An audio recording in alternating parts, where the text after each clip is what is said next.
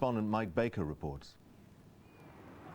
London's South Bank University is one of many worried by the drop in applications. Until days ago, it seemed huge numbers had been frightened off by the government's plans to charge fees and replace grants with loans. But then something changed. There's been an absolute deluge of forms in the office in the last 3 or 4 days.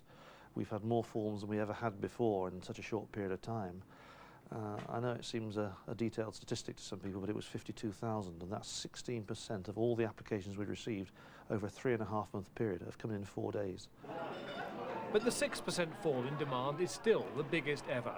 It could be explained by the surge of students into universities this October, as many who might have waited until next year grabbed the last chance of free degrees. But we won't know the final picture until students actually accept places. Another worry is that now students must pay, it seems they're choosier about where they apply. The variation in demand is bigger than ever.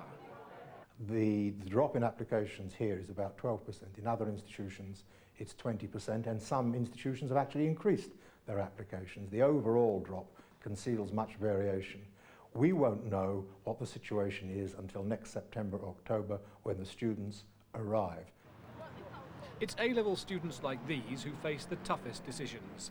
Research suggests people from low-income or ethnic minority homes are most likely to be put off university by fear of incurring debt.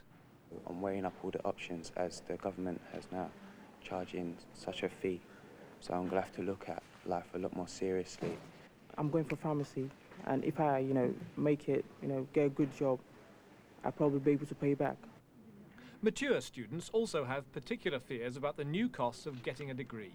For them, the borrow now, pay later approach is especially difficult. When I come out, the repayment of my tuition fees would also be a concern, because I will be starting my career later than those who would have gone into university at 18. And obviously my career will be shorter then, so your income is even more important. So the government will breathe a huge sigh of relief that after this late rush, the fall in applications is not as big as once feared. But the real test will come next year, when students with firm offers must decide whether or not a degree is worth the extra costs that they'll face. Mike Baker, BBC News, at the Department for Education. The Prime Minister has rejected a call